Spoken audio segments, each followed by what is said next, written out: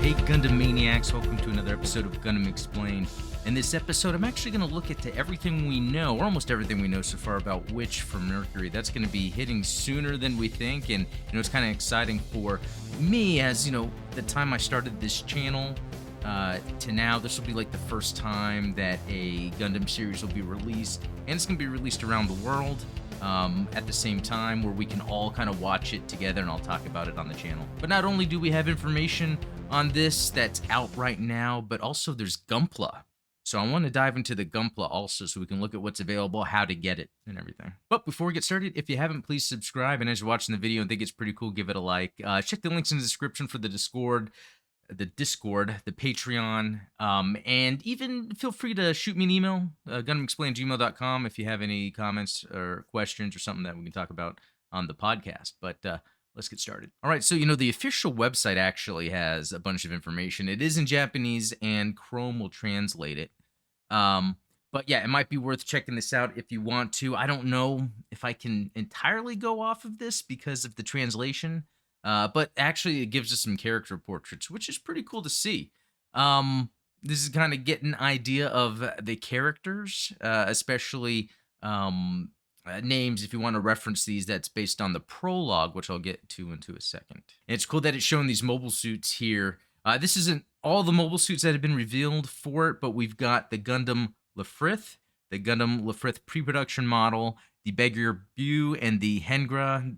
These are some bizarre mobile suit names, but I'm sure we'll get used to them here pretty soon. I'll throw a link in the description for the prologue. So this is something that's available for people to watch, but it's in Japanese, though. There's a version of it with the English subtitles. I'm going to share this in the description, but if there's like another link or a better translation or something, just, let me know. What I like about the shot, though, it just reminds me of those times in other Gundam shows where the pilot is in the suit. They're doing testing and all that. I always like that aspect. I like all the plugs being, plugged into the mobile suit as they're doing the testing. And it kind of gives some cool close-up shots as well. All right, and the wiki doesn't have too much information, again, because it's so new. So this has its own AU, Ad Stella, okay? Ad Stella 122. If we look at what that is, there's barely anything on this page. It even says Ad Stella is in timeline featured, so they must have meant an alternate or just a, because again, this is brand new. We're just throwing up information on the wiki as it comes in, but just very cool. We've got another era, an era when a multitude of corporations have entered space and built a huge economic system. A lone girl from the remote planet of Mercury transfers to the Aztecasia School of Technology run by the Benerit Group, which dominates the mobile suit industry. Okay, her name is Soletta Mercury. So, planet of Mercury, and her last name is Mercury. There might be more to it than that. I guess we'll find out. With a scarlet light burning in her pure heart, this girl walks step by step through a new world. Well, I guess that's kind of that little synopsis right there. But we're going to get into some more details of what the prologue is showing or showcasing, some of the plot themes and everything. But it is kind of cool that we already have factions we can look at. We got this Aztecasia School of Technology, and we can see the characters that will be involved with that. The Benerit Group, and then Mechanics, Oaks Earth Corporation, or Oaks. Again, Gundam in your names. That's where we get the Gundam Aerial. So this is the, the RX-78-2, the Gundam Prime of the series. Even though that's not what it starts with, which is not uncommon for Gundam shows or stories to not really start with the main one. We then have the Jet Turk Heavy Machinery. They've got the Delanza in Ghouls Delanza. So that's a chibi-looking... it doesn't look scary. It looks awesome. It looks like an Ewok is running at me. I don't know. And then we have Pale Technologies. That has the Gundam Fair Act. Now notice... different corporations have things called Gundam. It really has to do with more of the story. I'm about to get into that in a second. But let's look at this. Yeah, Gundam Fair Act. All right. Looks like a mobile suit, that's for sure. Is piloted by Elon Series. So I guess if we were to look at any of these, nope, not on here. Interesting. And then we have the Grassley Defense Systems with the Michaelis. That's a very cool one. Yeah, it just looks neat. Not called a Gundam, and it does have a unique looking, face design that differentiated anyway. And then we have the Unknown that has the Dara Balde and the Demi Trainer. No links here, but when we look at the Gunpla, we'll actually look at what that looks like. Okay, so an interesting thing with this world of Witch from Mercury, there is a system that's in place that, works like the Saikamu system or the system that's used in well, actually there's more like, like there's the exam, the Hades system, from UC Wing has their own system, various other even Double O kind of has that thing where there's a connection between the pilot and the mobile suit itself that kind of maybe even helps it in battle, add special abilities. And that's kind of what's going on here because they have this. As humanity's moving into space, again, that's where the conflict starts with these Gundam properties. But as humanity's moved into space, there are some issues that have occurred health wise, physicality wise, with humans being on Earth. They have this group that has developed this Gund system, and it's kind of like biomechanical parts for humans to allow them to avoid some of the sicknesses that come with, I guess, being in space. The issue is a corporation buys it, weaponizes it, and that actually then leads to some issues where it's causing people to die, some serious issues with people that are bioengineered. So that stuff gets banned, and I guess the prologue starts talking about that. It's kind of showing its universe and lore to talk about how they're wanting to kind of discard the use of these Gundams, but the corporations want to make sure that's not happening. So I think that's kind of an interesting thing to relate to today, where corporations really have a lot of power, despite maybe a product they have might not be safe or might be dangerous to people. All right, just looking at Hobby Link Japan, here's the Gundam Lafrith.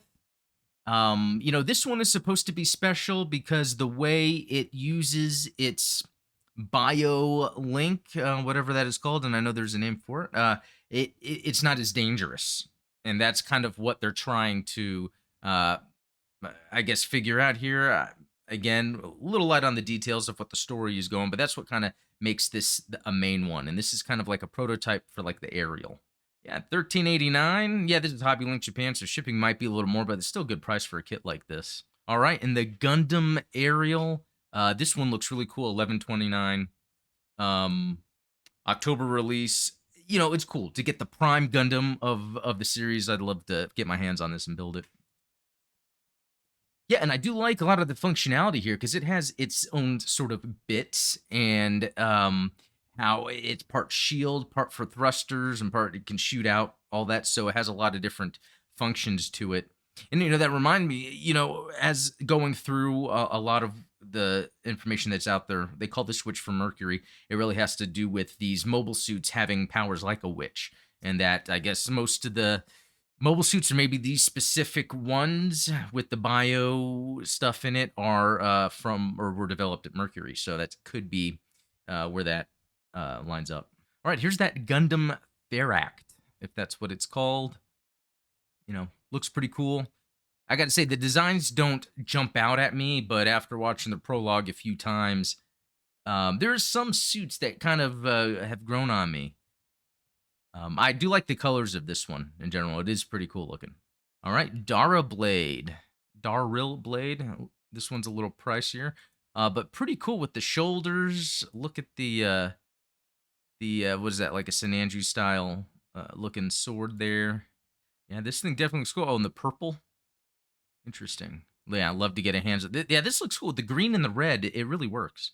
All right, here's that Ewok looking one. I don't know why I think it's a purple Ewok, but it's it's kind of a thicker boy, and it seems a little stout, and then the little hair thing going on. It's like he's proud of himself. I love those little stout legs. Gotta say though, looks very cool. Again, this is, I think they've really done a good job in terms of a Gunpla of making these look appealing.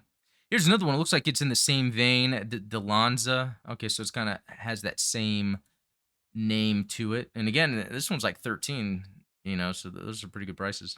All right, here is the Demi Trainer. It's got the mono eye going on. I love that it has the trainer name to it. It makes me think mass produced. I wonder if it's kind of showing off some interesting new mechanics here uh, to the Gunpla. It's pretty cool. All right, here's Odemi Trainer. I think this is the coolest looking one. It's just the right color combination there to make it stand out. This is definitely something that would be a sick grunt suit, having a whole bunch of these. But, it's called a trainer. It might not be anything too powerful, but it looks cool. Really good design here. And I do like how different a lot of these designs look from each other now that I'm thinking about it. How we've got some with the slimmer profiles. We've got some that are a little chonkier. And then we kind of have some standard ones, but with some interesting aesthetics that we don't normally see associated with Gundam. I kind of like that small domed top head on top of the shoulders. Not exactly like a Zagok, but not something we see too often. So that looks very cool. Now there is, I think, Soul of Chokokin. There's going to be a robot spirits of the Gundam Aerial. So that's going to be more cool merch that they have coming out here pretty soon. But another thing, I wanted to look at what maybe people have built so far. Mecha Go to already had a video up of building the Lafrith. It looks very cool, and it's just kind of cool to see what people have been doing so far. Yeah, just looking at that, it looks really cool. And for some reason, I feel like I'm seeing a lot of design or mechanics or something that remind me of a lot of the newer, like the Core Gundam, that series. I'm sure when it comes to the development of the Gunpla, separated from the development of the lore, I'm sure there's some evolution of designing and engineering these mobile suits that kind of evolve and they take from this to like using a certain property. Uh, anyway, yeah, just kind of speculating there, but it looks great. Here's some other shots. And this is, yeah, you can see their name at the top, HTRK man _ JAMI. I like the energy blade there. Man, yeah, these are really cool, especially the kind of pose you can get from that. Yeah, really digging it. Let's see what else. That's a cool pose right there. Reminds me of the intro to Wing for some reason when those kids are acting all tough. Okay, what's going on here? Okay, so really, this is about showing off the articulation. That is impressive. Okay, so that's something I wasn't really paying attention to, but the side skirts or front skirts, or what you call it, they really have that minimized quite a bit. It looks good design-wise, but also it lends to articulation. Okay, look at it. Bit staves can be connected to the backpack. So this is just showing some of the options you have with the configuring of the accessories it comes with. Interesting. I like the little orange in the thruster, if that was added in or that is a part of it. Here's someone else, Amori _ Hickey, HIKKI. Yeah, they just got theirs built. Yeah, congratulations. Looks cool. Not seeing detail on the shield unless that was just omitted for this or that just requires some more customizing. But man, yeah, looks great. Oh, here's a cool shot. Just an action shot. Shown with the gun, and it looks like even the gun had some articulation to it, but then using the stand and the bits there, that yeah, that looks really cool. That's Sigma _ Magnus on Twitter. All right, well, that's about it. It looks like we're gonna get some cool corporate espionage or intrigue, trying to control the Earth sphere. Kind of another take on how Gundam usually pits people from space or from Earth together. And again, getting kind of the Saikamu vibes going on, where we have people getting cybernetic enhancements to survive in space, but that's what allows them to connect to these mobile suits. And that system is called Gund, and then the ones that are weaponized are called Gundarms, and so for short, it's Gundam. So that's how they're interpreting that Gundam name for this show. So anyway, that's it. If you have any more cool information you want to provide on this series, put a comment in. I'll pin ones that just provide more information, or jump into the Discord. There's a link in the description for that. We have a lot of cool things going on there, like a movie night as well for the supporters. But anyway, yeah, thanks for watching. We'll talk later.